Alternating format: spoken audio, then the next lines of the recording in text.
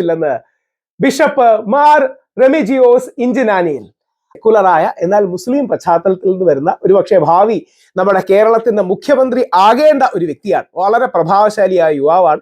ഞാൻ ഒന്നോ രണ്ടോ പ്രാവശ്യമേ വ്യക്തിപരമായി പരിചയപ്പെട്ടിട്ടുള്ളൂ, സംസാരിച്ചിട്ടുള്ളൂ. പക്ഷെ എനിക്ക് വളരെ ഇഷ്ടമാണ്. അത് ഷാഫിയെ വ്യക്തിപരമായി അറിയാവുന്നത് കൊണ്ടല്ല, പകരം ഷാഫി എന്ന ജീവിക്കും വലിയൊരു സല്യൂട്ടാണ് ഈ കാര്യം പുറത്തു കൊണ്ടുവന്നതിന്. ഓർക്കുക, മനോരമയിൽ പോലും ഞാൻ ഈ വാർത്ത കണ്ടത്. അപ്പൊ അമൃതയും അഭിനന്ദനം അർഹിക്കുന്നു. നമ്മുടെ മലയാളികളുടെ ഒരുമയുടെയും മലയാളി എന്ന ഇന്ത്യക്കാരന്റെ ഒരുമയും നന്മയുമാണ് അത് കാണിക്കുന്നത്. ബഹ്റിനിലെ അമേരിക്കൻ ബേസ് അവർ ആക്രമിച്ചു, ബോംബിട്ടു, ആകാശത്ത് മിസൈലുകൾ. വിഷത്വമാണ് പ്രധാനമെന്ന് ബിഷപ്പും ഷാഫിയും തെളിയിക്കുന്നത്. ബഹ്റിനിലെ യുദ്ധത്തെ കുറിച്ച് ഇനി ഇത് കൂടുതൽ ആളി പടരുന്നതിന് മുമ്പ് രക്ഷപ്പെടാം എന്ന് കരുതി തിരിച്ചെത്തിയതിനു ശേഷം ധാരാളം കാര്യങ്ങൾ ചെയ്യാനുള്ളൂ. ഒന്നും തന്നെ ചെയ്യാൻ കഴിയുകയില്ല.